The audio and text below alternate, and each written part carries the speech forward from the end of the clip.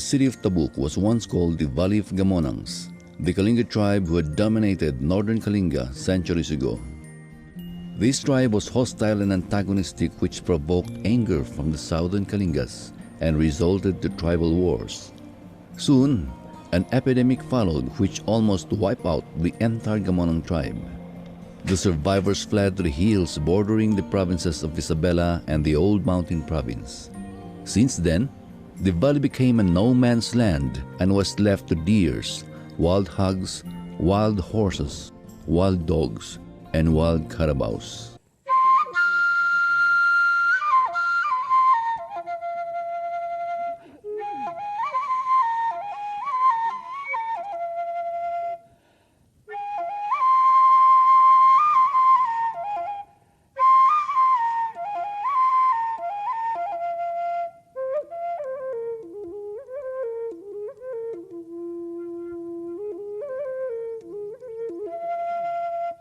Repopulation began shortly before the First World War.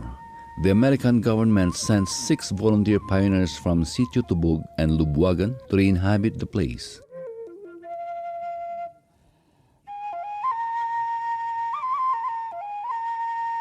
The Lubuagan natives died of malaria, which left only the settlers from Tabuk to continue to till the soil at Laya.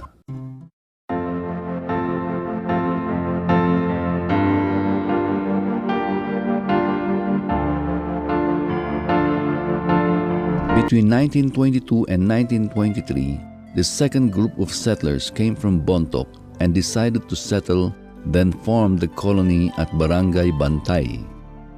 Another group from Bontoc and Cervantes, Ilocos was brought to Tuga and was supplied with the necessary farm tools, including mosquito nets and kitchen utensils.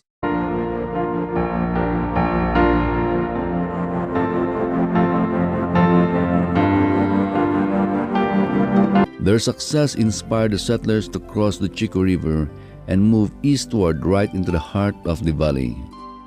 They were then followed by migrants from La Union. Malaria casualties continuously depleted the number of these pioneers, but they held on.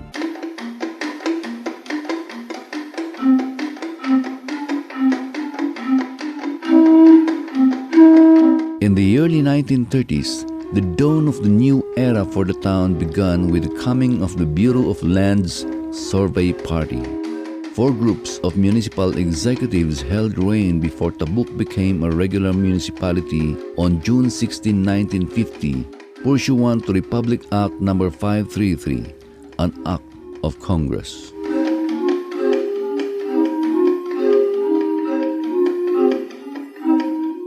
Researches on the identity of pre-war municipal heads is still a work in progress. The following list of municipal district presidents who were appointed was culled from the history of the town published in the 1996 Foundation Day Souvenir Program. Researches conducted during the term of the late Mayor Romel Diazon, and lately from the article of Mr. Stanislao Albano Jr., Some Glimpses of Early Tabuk LGU and Mayors, published in Volume 3 of Tabuk Life magazine, subject of course to further study and research on the matter.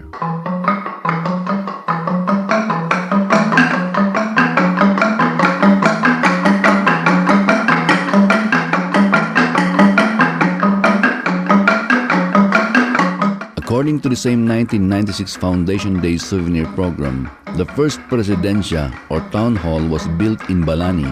This was later transferred to Macapel, then to Pacao, and later just above the road in Banat. All these places are in Nanong before Barangay Bagumbayan was carved from it. By virtue of a proclamation of then-President Elpidio Quirino at the recommendation of the Mountain Province Provincial Board, the seat of the town was fixed in what is now known as Dagupan. The road networks connecting Tabuk to the Cagayan Valley and to Baguio via Bontoc brought in more settlers and investments, which fast-tracked the economic development of the town. The economy was purely agro-based and was doubly hastened by the completion of the Chico River irrigation system. The establishment of banks gave credit opportunities and business started to bloom, Cooperatives were organized, schools were put up, and bus terminals were established.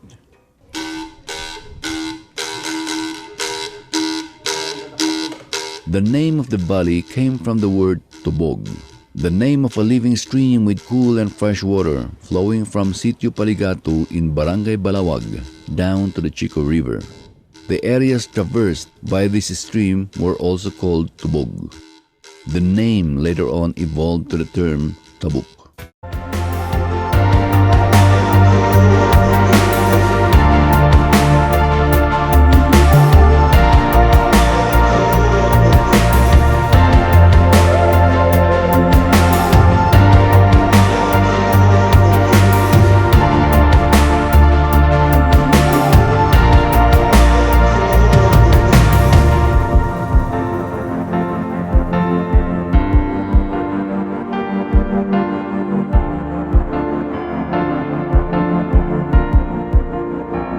Tabuk became the Cordillera's second city after Baguio on June 24, 2007, when 17,060 voters ratified Republic Act No. 9404, an act converting the municipality of Tabuk into a component city of the province of Kalinga to be known as the City of Tabuk.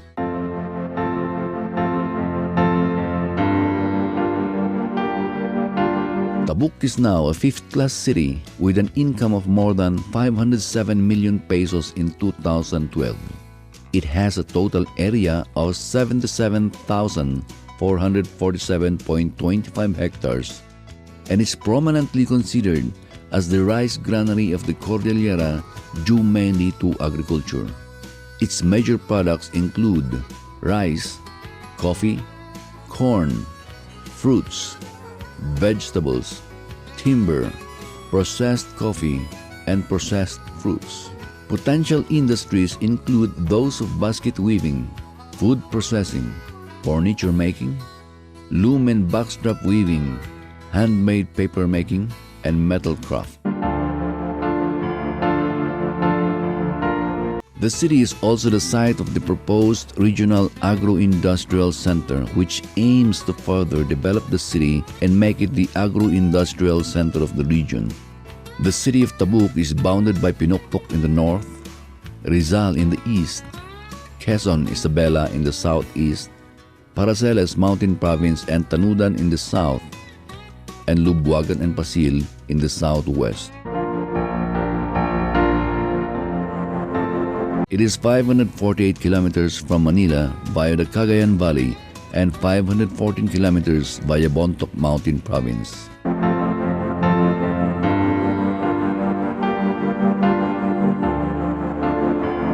It is 580 kilometers from Baguio via the Cagayan Valley and 375 kilometers via the Benguet-Ambuclao, Nueva Vizcaya Road.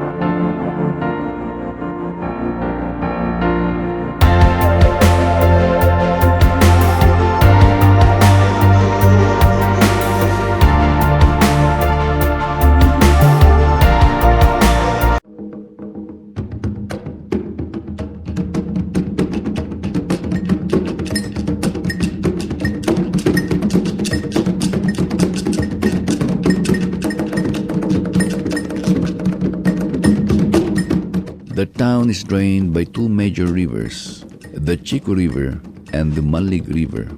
The western portion is characterized by interlinking deep mountain slopes, isolated flatlands, plateaus and valleys, while the eastern portion consists of lowlands and wide plains of rice fields.